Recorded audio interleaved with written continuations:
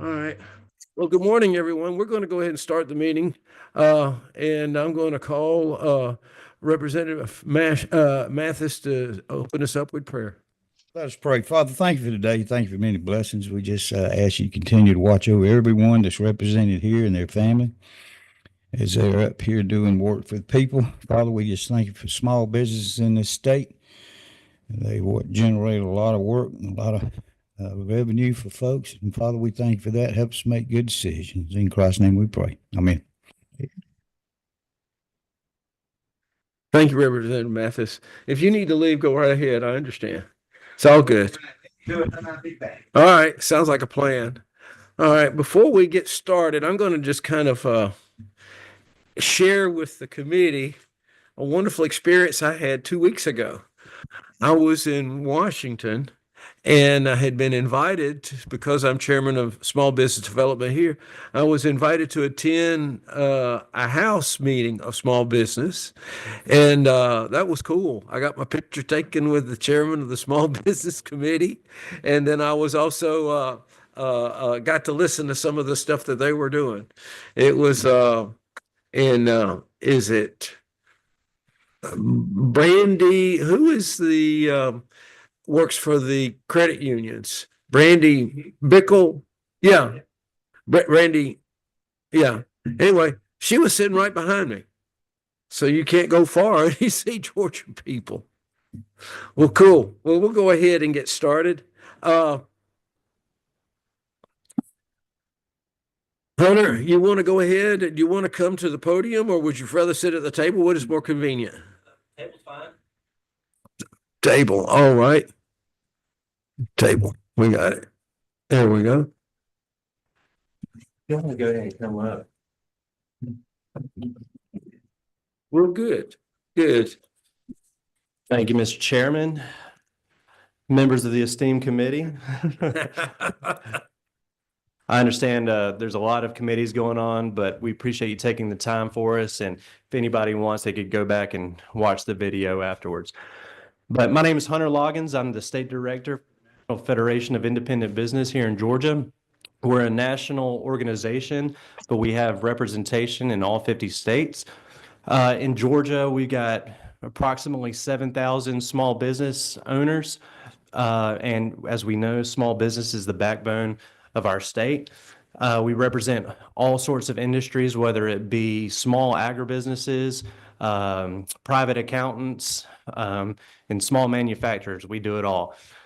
We are a one-member, one-vote organization. So what that means is if there's an issue that pops up, we ballot our members, and whatever they vote on, we do, whether it's to support or oppose certain legislation. So a couple of the items that we have on our docket this year, you may have heard of it, a little tort reform package that we got going on. That is a major issue for us. It is not a pro-insurance bill, no matter what you hear. Our folks desperately need help. They want to operate, and insurance companies want to offer certain policies, but with the current climate, it just doesn't make financial sense. So please, as it currently stands, the package that is sitting in rules, we think is a fair but meaningful and balanced piece of legislation that will bring the scales a little bit back towards our small business owners. We have a few folks on the call today, I believe. If we could, I want to start with our chairman, Michael Walker, to talk a little bit about what he does. Good morning. Good morning. Can you hear me? Yes, sir, Michael. Okay. Thank you, Hunter, for that introduction. Good morning, ladies and gentlemen of the Small Business Committee. As Hunter says, my name is Michael Walker. I'm the chairman of the Leadership Committee for NFIB here in Georgia. I'm a small business owner myself. I'm in the insurance business. We do commercial insurance and we do individual insurance. And there are quite a few bills that are up this year that are important to us, not only as small business owners, but also for me in particular, being in the insurance business. As Hunter first mentioned, the tort reform bill. That's very important to us, especially when you think about the mom and pop operators that just have a little corner store or just a little small business. They're just trying to get by. But in order for them to make a living for their family, they have to have insurance, commercial insurance. And I myself, as a small insurance agency, I can go and provide them with that insurance and everything is going fine. And then all of a sudden, something happened that's beyond their control. An existential threat comes around and causes an issue. All of a sudden, their insurance goes sky high. They call me up, renewal time, Michael, can you do something about my insurance? I'm trying to find a way to do something about it, and I can't because of the way that the climate is right now. So I would encourage you guys. It's also a jobs bill, is what this is. It helps keep small businesses employed are able to employ their employees as well as it generates revenue. I'd also like to mention one other issue, which is ICRA. You guys may have heard of that. That stands for Individual Coverage Health Insurance Reimbursement Plan. And Representative Newton is a sponsor on that plan. And as a small business owner, a person that's in the insurance business, I certainly would recommend that us being able to move forward with that. That's very important, especially even though we have Georgia Access and we've gotten some absolutely amazing results this year. And I think I understand correctly, we're number 2 in the country, I think only behind Texas or something like that in enrollment because of sheer size. But there are still some people that may fall between the gaps there, where you may have a small business owner who wants to provide group benefits to his employees, but he doesn't make enough revenue. By allowing them to enroll in an ICHRA plan, this gives them an opportunity to still go and get insurance, and then it gives a tax credit to that small business employee owner. And so therefore, it's a win-win for everybody else because we still will be responsible for people that are running to the emergency rooms and stuff like this. So this will cut a lot of that out. And then the final thing that I'll speak about is the AARP retirement fund. You guys may have heard of that. AARP is trying to go around and push that maybe states get into providing retirement funds. We feel like that would probably not be necessary because there are a lot of retirement plans out there on the open market that small business owners can take advantage of. And that would kind of probably start some confusion with the citizens of Georgia, because then they start to think, well, the state of Georgia, they've got a retirement plan going. Let me get involved in that and see how that works. So we would kind of be in opposition to that one. But there's some Michael, other things. mention maybe the idea you had for your retirement, just incentivizing folks rather than mandates. Well, yes. Thank you for reminding me of that, Hunter. You know, what I had discussed with Hunter and a committee that I work on for long-term care, what people are kind of looking at right now is because there is a tsunami coming with aging baby boomers and people going into nursing homes and what have you. There's a misnomer out there that Medicare takes care of nursing homes and long-term care. It does not. It does not take care of that at all. It's Medicaid, the state funds that take care of that. And so what I had been thinking about and we was tossing around is maybe trying to do some type of public-private partnership, because if we don't do anything about it, we have an overload of people in nursing homes and whatever that do not have any type of financial assistance. It's going to come back to the state anyway. So perhaps if the state could get together with some of these insurance carriers and they develop a long-term care plan that the citizens of Georgia can participate in, so that when it come time for that, they'll be able to have a way to be taken care of in their old age without it being a big disruption to the family.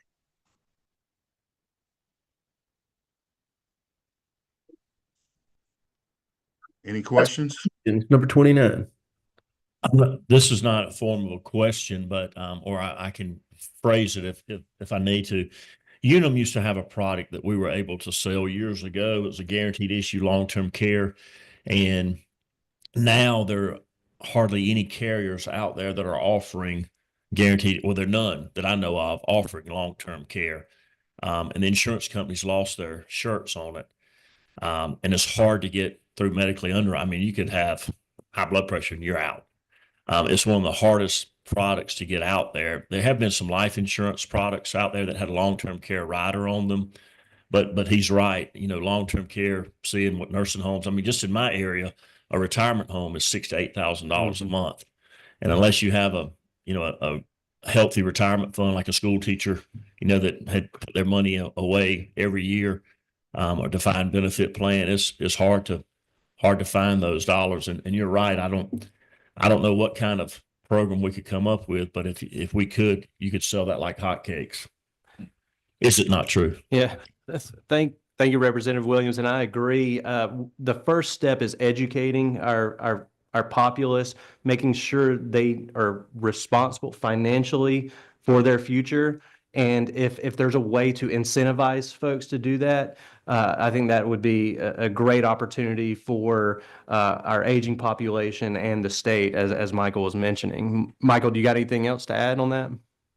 No, I just certainly appreciate the thought process there, and you're absolutely right, Representative. There are a lot of barriers that come into play with that. You've got to almost be in tip-top condition and what have you, no medications and what have you. But if the state does have some funds to assist with the Medicaid, so my thought process is if we can kind of look at a way to maybe reappropriate those funds or some of the other funds that we have that's in excess and start to put together a fund by which the citizens can help buy into. And with that public-private partnership, we create not only a product that will do that, but a way to fund it together in a public-private manner.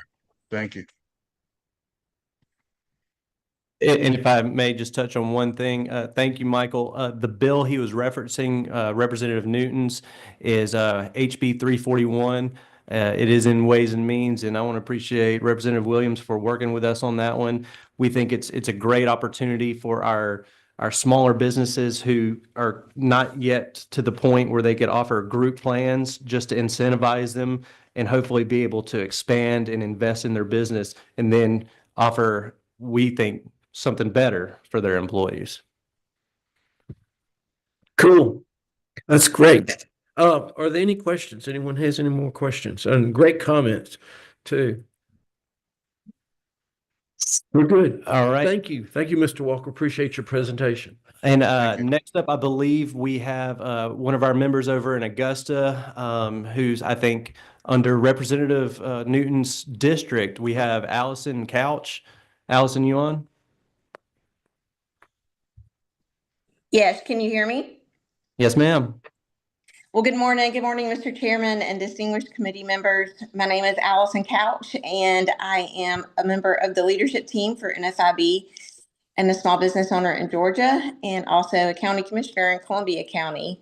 So I wanted just to take a quick opportunity to highlight a couple of tax updates and issues that we have worked through for the past couple of years. First, wanted to thank this committee for your work on House Bill 808. That was approved by voters in November of 2024. This bill increased the exemption from tangible personal property tax from $7,500 to $20,000.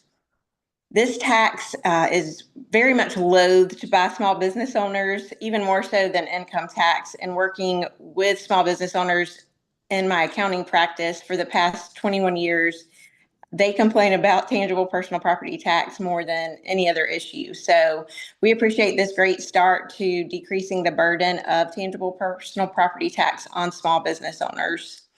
I always like to use the example of my laptop. You pay sales tax at the time of purchase on a laptop, and then we pay income tax off the work generated from the laptop, and then capital gains tax when we sell the laptop. And then every year we pay tangible personal property tax on assets like laptops. So we would love to see an appetite from state legislators to further raise the exemption from $20,000 upwards of $100,000 even. raising that exemption amount would provide a more meaningful impact and would still keep it low enough to truly help small business owners. It wouldn't get up into the level of huge corporations and things of that nature. So again, we're just so appreciative of your help and work with House Bill 808 and look forward to working on it in the future. This year, Governor Kemp has proposed accelerating the decrease of state income tax from 5.39% in 2024 to 5.19% in 2025.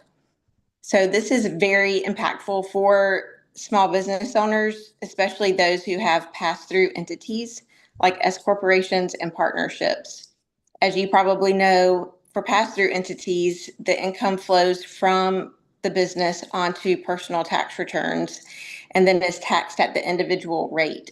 So by lowering the state income tax rate, you'll free up more dollars for small business owners to reinvest in their business, usually in the form of job creation, salary increases, and equipment investments. I also find that small business owners like to give back to their communities. So whether it be to local T-ball teams or school fundraisers, they often use dollars for things of that nature. And then we also use these extra dollars to battle the rising cost of operating expenses that recently in the past year or so have stemmed from inflation and other variables. For example, as Michael pointed out a few minutes ago, the cost of insurance for small business owners has really skyrocketed over the past few years. So we're hopeful that much needed tort reform will be the answer in bringing these costs back down. And then those dollars that are saved by the reduction of the state income tax rate can be spent to reinvest in job creation and equipment purchases. Business owners in the path of Hurricane Helene took a heavy hit this year. As a commissioner in Columbia County and small business owner, I personally experienced and saw firsthand how a storm of that magnitude can really affect small business. In Columbia County, we took a direct hit from the eye of the storm, and we continue to clean up debris to this day. We are estimating 6 million cubic tons of debris once it's all said and done, which is a massive amount of trees and limbs and shrub. It's absolutely incredible. Between prolonged power, internet, and water outages, lost timber and crops, and lack of fuel, many businesses in our area came to a complete standstill for several weeks. I can't express the gratitude of our Board of Commissioners and citizens in Columbia County for the state stepping in to fill the gap on the lack of FEMA funding. And I also wanted to mention that I was pleased to see House Bill 425. This bill offers convenience store and grocery store business owners a tax credit for purchasing and installing generators. So if our local gas stations would have had generators to be able to pump fuel into vehicles and trucks, it would have made a very big difference in how fast we would have recovered in those initial days. We would have seen people have a faster ability to travel to work and school, to buy essentials, and to transport goods from their businesses. For me, my family and I, we were on a generator for 17 days. And without that generator, I really don't know what we would have done. So to provide a credit to small business owners for purchasing and installing generators would be very helpful for future storms. So those are just 3 tax issues that I felt were important to highlight with you today, and I'll be happy to take any questions. Cool. Thank you. Mr. Chairman, if I may, I want to brag on Allison a little bit. One of the strong points of NFIB is our advocacy and grassroots. And we found Allison a couple of years ago, and she has been an amazing champion for us, not only at the local level and coming here to testify. I think her coming here to testify was the catalyst that got you to champion our HB 808 effort on the tangible personal property tax, which she mentioned. However, she's also, speaking of DC earlier, she's been one of our champions on the small business deduction up in DC. Real briefly, you just want to brag on yourself and talk about your experience doing that, Allison? Sure. So I've had an opportunity now to testify twice before Congressional Ways and Means Committee. Most recently, about a month or so ago, I traveled to Washington, D.C. and testified on the small business deduction credit, which is 20% credit that's set to expire at the end of this year. And we are very hopeful that the current Congress and President will extend and make permanent that 20% small business deduction. But it was an absolutely amazing, once in a lifetime experience to be in DC. The first time that I was able to testify was when that committee was holding field trials. So I was actually in Peachtree City to do that. And the chairman of this committee, I believe, was there with us that day. But both times were incredible, and I just appreciate the opportunity to advocate for small business. Having experienced Hurricane Michael and various tornadoes in my home community of Americas, I can attest to the importance of having a generator. And Hunter, could you talk about that bill that with the tax credit for the generator? How's that going to work? Certainly, and I think Representative Williams could maybe do a little bit more of a deep dive because they really examined it during the Ways and Means Committee. But the way it came about is exactly how Allison described. These gas stations, they get hit and they have no power, and folks either want to get out and evacuate safely or use it to power their equipment to help clear debris. And we saw the need, especially during a disaster like that, for something for our gas stations to be able to offer their services. And in a time of need like that, we feel like a credit is necessary. And I think they added nursing homes to that list as well. Well, okay. We'll go to number 27. Thank you, Chairman Chokers. Thank you for joining us today and to be able to provide your perspective on it. I was just kind of curious. I know there has been much talk, certainly about the provision of those generators. I think growing up, I've always it's been something of a tool that's a necessity, a survival tool. But like many survival tools that are, one would hope to purchase in case of an accident or a power outage or something like that. I'm wondering at what point do we rely on the market to provide that solution rather than making the requirement of that? Because, certainly you could have a hazmat kits, you could have, Swiss Army knives, in terms of just knowing that, hey, this is something that is available on the market. If you have it in a time of need, you can certainly reach out and get it. But I think, I would like probably your opinions to hear, why should there be a state provision of a tax credit for individuals who can certainly go to their local hardware store and be able to get that for themselves? Are we trying to mitigate harm and I guess this is balance the preparedness of responsibility onto the state and not so much on that individual business owner who can freely go into the public marketplace and provide themselves with whatever necessity they need to sustain themselves. Just a question. Yeah, I think that's a great question. And for myself, being a county commissioner, I had a lot of people reach out to me, individuals and churches and things of that nature, who were looking for local funding to be able to purchase generators. And I understand that we can't fund generators for everyone in the state. I think the key here is those specific industry types. If we can get power to gas stations, that was the huge contributing factor to what really kept us down in my community for as long as we were down, because there was no power for so long and we were having to travel up the road to either past Aiken, South Carolina, or in the other direction up to Madison, up I-20 to get fuel. And people were carrying all sorts of jugs and containers and filling up as much fuel as they could and bringing it back to their neighbors to power chainsaws. And, people were trapped in their homes because their driveways had trees covering them and their roads had trees covering them. And we really just needed fuel. So that was really the number one need. And then grocery stores being a close second.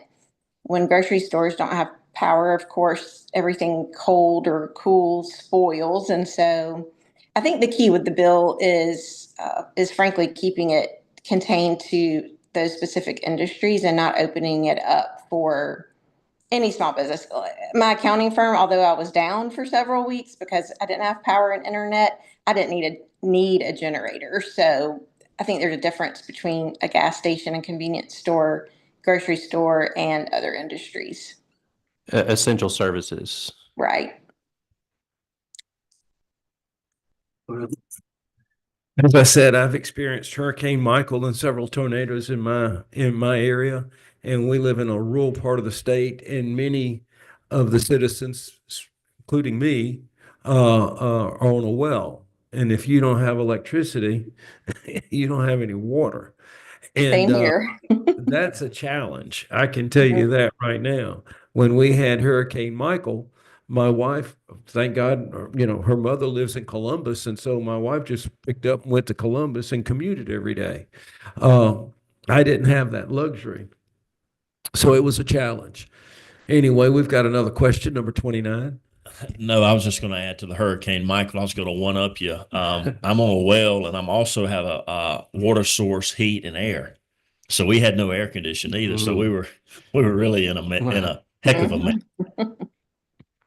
Yeah, we were without power. We didn't go 3 weeks, but we did. We were about 8 days that we didn't have power. And when the transmission line truck showed up, it was like the cavalry. I mean, we were out there taking them lemonade, iced tea, whatever they wanted, just to get everything back up. So, but no, I appreciate your advocacy, and I want you to continue doing that. That's part of the reason that we asked Hunter to invite members because we want to hear the personal experiences, and that's what's important. And then we can address the issues here in the best way we can. So thank you, and best of luck. And if there's anything we can do to help, let us know. Thank you. Thank you. Thank you so much. And I think we have one more person on the call. And as you know, as a small business committee, our small businesses, they can't take 10 minutes away for lunch, much less come down to the Capitol. So thank you guys for being flexible and allowing the online option. But we also have champions here that could come down. But the last person on the call, I believe, is another one of our members in the transportation business, John Sandeman. John. Hello. For allowing us the opportunity to speak today. I'm John Sandeman, CEO of Sampson Tours Incorporated. We're an Atlanta-based company. This is our 42nd year in business. We're a transportation company. We move people, school buses, and motor coaches. We hosted the first of Governor Kemp's roundtable discussions on tort reform at our facility, which you can see on his Facebook page. And I would encourage support of SB 69 and 68. The legal environment in Georgia has, over the past 10 to 15 years, just almost we're no longer trying to make a profit each year. I'm just trying to stay in business now. I don't even know if I'm going to be in business from year to year because I don't know if I can get insurance from year to year because commercial carriers are leaving the market. Some example, well, like when it comes to being a company like myself with CDL drivers, we have to have a minimum of $5 million in coverage. And in this market, Lady Justice has had her blindfold removed and her thumb firmly placed on the scales against companies like mine. We have to prove with extraordinary exculpatory evidence that we did not do whatever it is we've been accused of. A case, as an example, is in 2018, one of our school buses was picking up students. Lights were flashing. Everything was legal. Our driver was loading the bus. A student who was late and her mother were to the bus. And fortunately, they got hit by a car, killed a little girl, and the mother was severely injured.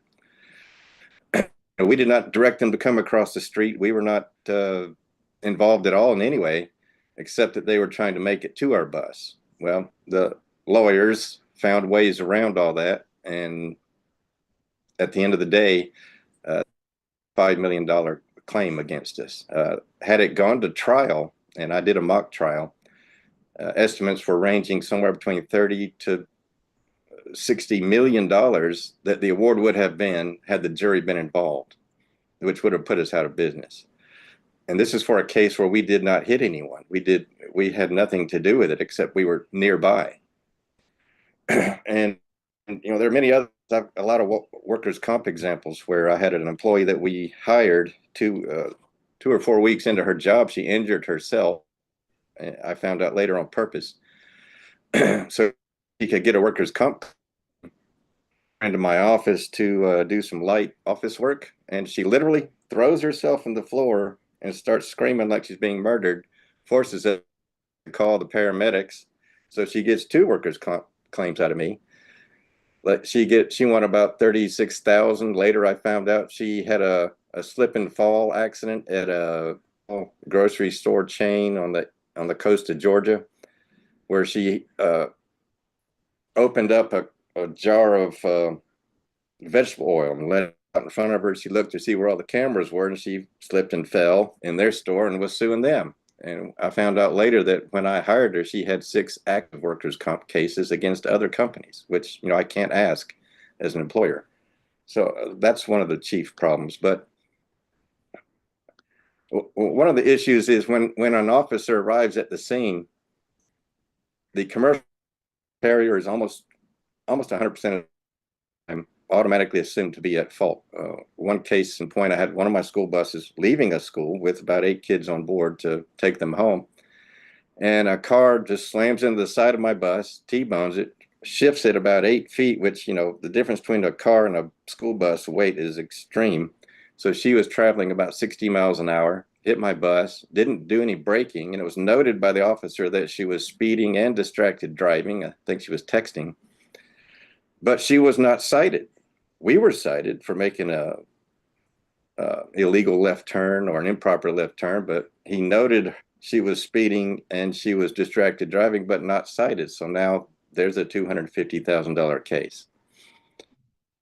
One of the issues with lawsuits in Georgia that's becoming increasingly difficult to deal with is there are what's called third-party funding, where these hedge funds that started from China are funding the plaintiff side of these cases, that the big ones that might go to court, which takes all the risk off the plaintiff attorney's side, and it takes away the risk of losing. So this increases the frequency of these cases. And most states in the country, that's illegal, third-party litigation funding, but not in Georgia. And now Australia is involved in it. There are hedge funds coming out of New York that are getting involved in it because it's so profitable. What I'd like some transparency regarding these awards to see who exactly gets how much goes to the attorneys, how much goes to the plaintiff themselves, how much goes to these third-party litigation hedge funds. That's we can't ask as a defendant. But and it's because of this that underwriters are leaving Georgia. And it's because of this that whereas I used to be able to get 5 to 10 quotes from carriers for insurance, now I'm 1. I barely got it last year. I'm currently shopping it now, and we've got a few interested carriers, but their chief concern is that I'm in Atlanta, not because I'm some kind of sloppy operator, but because the market I'm in is so difficult for them to actually make a profit. As an example, from 2018 to present, my insurance rates have gone up 400%. And if they keep I don't know if I can even stay in business anymore. Georgia is 5th in the nation for the severity and frequency of verdicts, according to the U.S. Chamber of Commerce Institute for Legal Reform. And that is a huge consideration for other companies that want to come to Georgia. This is here. You may be aware that President Trump has secured over $2 trillion in investment promises by various large manufacturing firms and countries around the world. So they're going to go somewhere here in America. It'd be nice if they could come to Georgia, but one of the chief concerns they're going to have when they look at where to put their companies and their investment dollars is going to be the legal environment. Right now, Georgia is just not very good. So like Governor DeSantis in Florida is trying to get property taxes removed, which would be a huge attractant for those companies, but they're number one in the nation for nuclear verdicts. But I could go on and on about all the different cases. So we had one driver who was involved in an accident trying to make a right turn, and somebody was trying to pass him on the right. So he hits the car, and then the steering wheel fractures his hand because it spins around. 7 months later, he's still got a fractured hand where he says he can't drive. He's on our workers' comp. But we had video where we found out that he was jumping rope. He was loading heavy bags into his car. He was driving as an Uber driver and driving for an Emory shuttle service. All the time, can't drive for me because his hand is still hurt. And, the doctors just ask him, does your hand hurt? And say, okay. And they give him another month off. The deck has been so stacked against companies like mine that staying in business is just a hope and a dream almost. We're doing it. I've had to reduce my company. I had 62 units in 2019. Of course, COVID hits. Now I'm running 26, and I'm paying almost the same insurance rate for 26 units than I am for 62, which is a little over 800,000, and it might go up again, even though we've had some very good low claims incidences.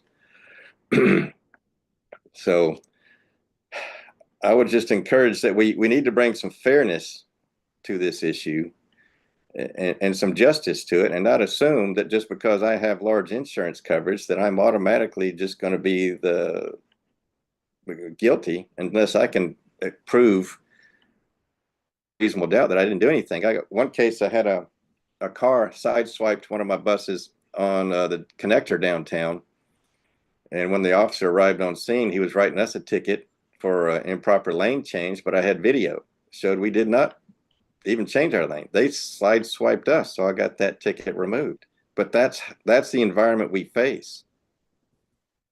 And, it's not fair to us, and it's not fair to the business in Georgia. And if you want to increase, make Georgia a successful state more than it is now, we'll attract some of these business dollars from around the world to here, but we can't do it with an environment like it is now. So take any questions if you have any. Okay. Number 27. Thank you, Chairman Jokers. Thank you, sir. Sampson Tours has been a real mainstay for Georgia for so many years, and I know that your company took a serious hit during the pandemic, and certainly the space limits on travelers probably certainly hurt you in the pockets. It's good to see that at least we were out of that. And even though I know business is probably tough trying to kind of creeping back up, that it's always good to have an environment where businesses can thrive. I think, I want to know, particularly for those tort cases against Samson, how much have you had to, over the years, would you say, had you had to pay out as the losing party in these cases? Well, it's in the many hundreds of thousands. We have to get our policies down to where it is, even expensive as it is, we have a $5,000 liability deductible and a $5,000 physical damage deductible. So if I have 10 accidents a year, that could be, $100,000 out of pocket just for us personally, not including whatever the insurance company has to come up with. And I've had hit our bus on and then find people and load them in the car so they can try to all get, injury cases. Sometimes video doesn't work, and then I'm really hurt by those cases. But it's in the many hundreds of thousands as our company, maybe in the millions, not including paying about $71,000 a month in insurance right now. And it's about $30,000 a month more than it should be for what I'm running currently. But the insurance companies aren't able to make a profit in Georgia because of these nuclear verdicts. Things that get 10 million or more per case, and super nuclear verdicts that get over 100 million.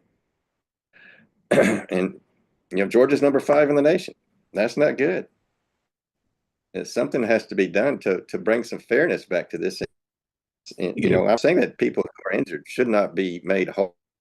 Yes, I'm 100%, but not a lottery winning, and that's kind of how it's treated.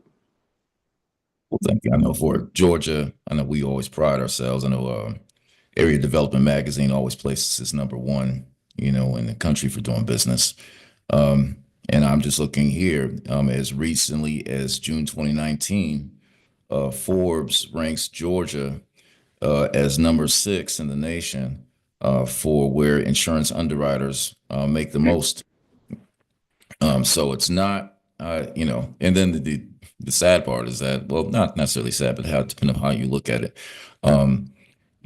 that shift of insurance underwriters that might be leaving the state, they're actually going to Democratic majority states. So perhaps maybe Georgia can take a note. But certainly Forbes got us at number 6. But you're right. I think we can certainly work together to try to even out that playing field so that we can make sure that our state is always winning. What I would like for you to explain to the committee is this third-party investment companies, and these are financial companies, and they are buying potential verdicts. Is that, and did I understand that correctly? Yeah. Yes. Go ahead. So if y'all could explain that to the committee and me personally, that we are making, how is this, a financial position on verdicts, and they're buying into it, and they're selling this as an investment tool. Sure. And what we've seen, what we're asking for is transparency. And I know John could take a deep dive into this, but we're running short on some time. But essentially, for our small businesses, especially our growing tech companies who have intellectual property, they're getting sued, but and it's kind of in a weird way that they're getting sued, and they're continuing to get hit with discovery and continuances to try and get this, and they have no idea who is funding this lawsuit. And turns out, and we've seen it in other states who has a rule in the book, that it is coming from nefarious means, whether it be China or competitors trying to get their product or put them out of business. That's what we've seen. That's what we're looking to address. And currently, I think just in SB 69, it's just open for transparency. The jury and the judge are allowed to know who is funding. Thank you. Thank you. Thank you, John. Yep, we appreciate your presentation. Thank you. All right, and last but not least, we've got our in-person members here. We've got Christy and Raylan Brandy up from North Georgia to tell you a little bit about what they do. I'm going to switch right quick. Thank you, Representative. Thank you.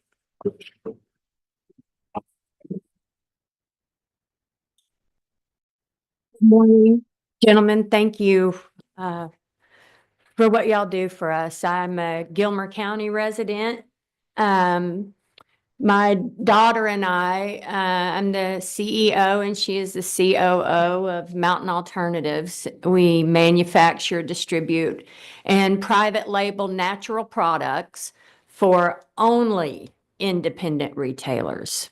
Couple larger chains.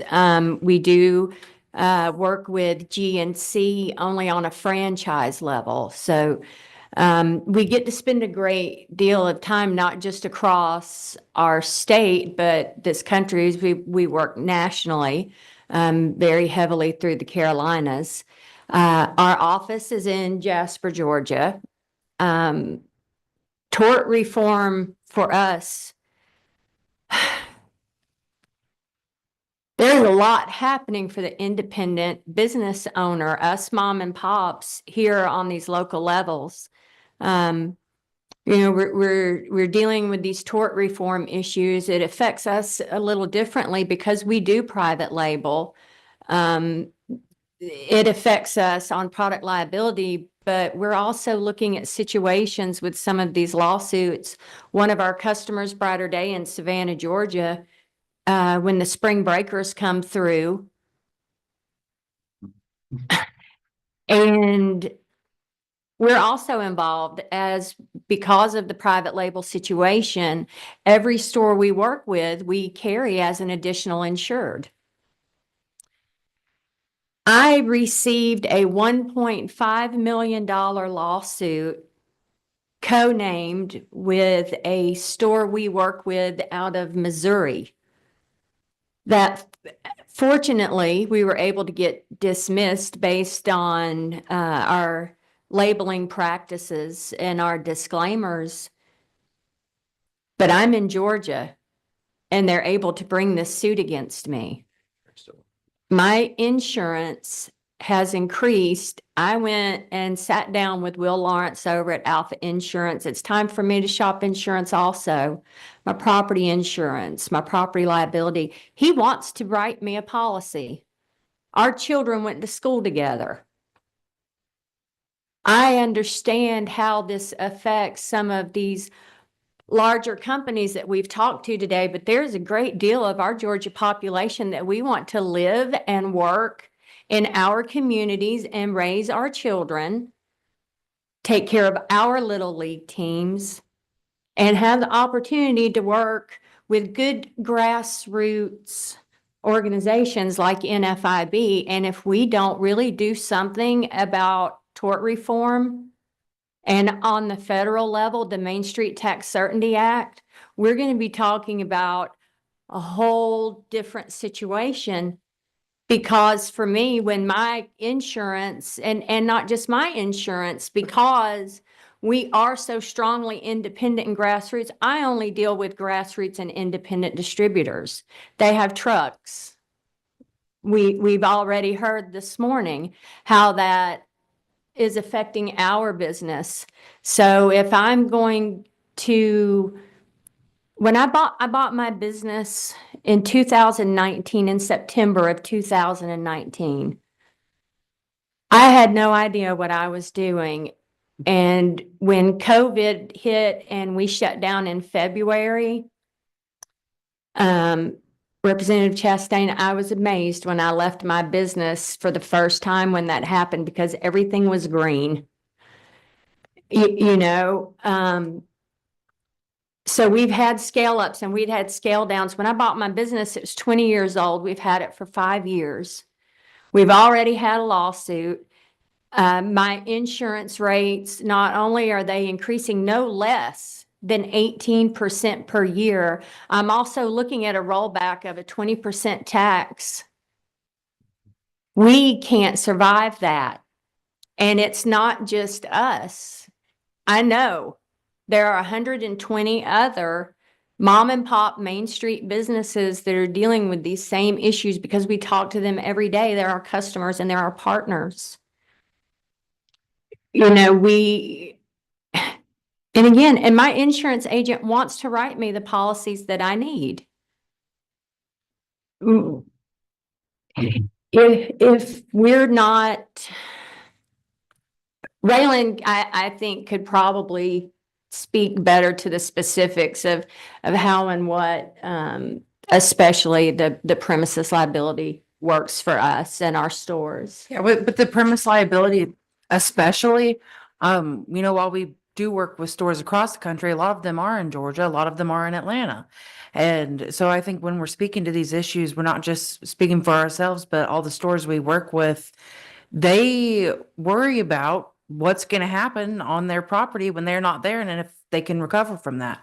Aside from that, with us being still small and family owned and independent, and trying to stay competitive in the market, we're trying to hold out on a price increase for our customers because we want to help them be able to compete against Amazon and the big corporations. And it's really hard for us to keep doing that when we can't get insurance at a decent rate. And eventually, realistically, in the next 6 months, we are going to have to come up on our prices for our customers. And for some of them, they can't afford to lose that 3 to 5%. And that could be the difference between, how much or whether or not they take a check home that week. And that's just the harsh reality of it. And yeah, so I don't really know what else to say about it, but Yes. Number 25. Hey, thank you, Mr. Chairman. So appreciate all the comments that's been made this morning from the presenters on the live stream as well. And I hope that this will be the year that we can get something. We hear, I go to a lot of meetings. Our business at United Community Bank as well. I mean, folks fall in the parking lot or being interviewed by attorneys as they come out of the door. So I mean, we get it and we understand all the issues that's going on. So so the one question on the folks that sued you guys from out of state, would this legislation help any of that? Well, it would by way of the way that the third party situation happens, because the plaintiff in the case was referred to here. They funded it. They brought the suits. Again, we were fortunate to get a dismissal. Yeah. If I may. There is a provision in the bill that would address that, especially with the shopping.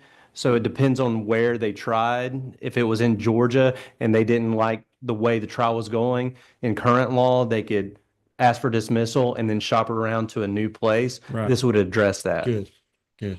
Yeah, and they could have come back in Missouri, but look, in dealing with the products that we deal with, my company's Mountain Alternative, I don't even have a web presence because I refuse to compete with our retail partners and, Sell directly. yeah, like we don't do anything like that. So we're very low profile, but dealing with alternative wellness, it's a lot of supplements, it's a lot of vitamins. It's actually become more difficult for us to show and to sell what was given us here than Big Pharma, even as far as insurance. We as American, I as an American can use my FSA and my HSA account to purchase any over the counter that may or may not hurt my stomach. But if I want to use curcumin for a headache, the money that I put away in my FSA and HSA, I can't use it for that. So that also. I want to say, Christy and Raylan, this is a perfect example of what small businesses deal with on a day-to-day. All the headache they have to go through for labeling, insurance, labor. This is the poster child right here, what everybody's dealing with, these small businesses are dealing with. They don't have a dedicated HR department. They don't have a dedicated legal team. So that's why they're here today. That's why the folks online were here today. They need help. They need relief in any way possible. the measures that we touched on today certainly help that, but we're going to continue to fight, and I hope that they'll continue to come and make their voices heard. And thank you all very much for your time today. Mr. Chairman, Yeah, can go we ahead. follow up? But, we heard yesterday from Kelly Loeffler, the new SBA director in Georgia, 90% of our businesses are small business. So And over it's- half the yeah, employees. appreciate y'all being here. Thank you for your Thank you. testimony. No, thank you. Thank you for, making the presentation, telling us what the issues are. I think that you're going to see a lot of support. The governor's behind the tort reform package. My own personal opinion is it's not going far enough. If you read the history of the United States, and especially with the Industrial Revolution that we went through 100 and so years ago, if it wasn't for the workers' compensation program and definitions and so forth, we would not have had we would not have the manufacturing that we have today. And so I think that we need to be looking at that as well. I don't know if there's a political appetite for that, but I think that those would be the parameters we need to look at. And John touched on it briefly. I guarantee you there's not a single business owner that's a member of NFIB or otherwise that wouldn't say if someone is injured and it's a case of negligence, they should not be made whole. Of course. That is 100% not what we're looking for. We are looking for a fair and balanced legal environment. And like you said, it's moving the needle. I don't think it'll even be balanced with this piece of legislation, but it will start tipping the scales back a little bit to fair, in our opinion, and meaningful. So again, thank you for that. Yeah, I'm still amazed that Wall Street, for lack of a better term, has actually created a financial product that you can invest in based on the outcome of litigation. I'm just overwhelmed at that thought, and that how that would be, allowed. So, but thank you very much for coming down here today. We appreciate very much you taking the time away from your small business to make the presentation. And meeting adjourned. Thank you.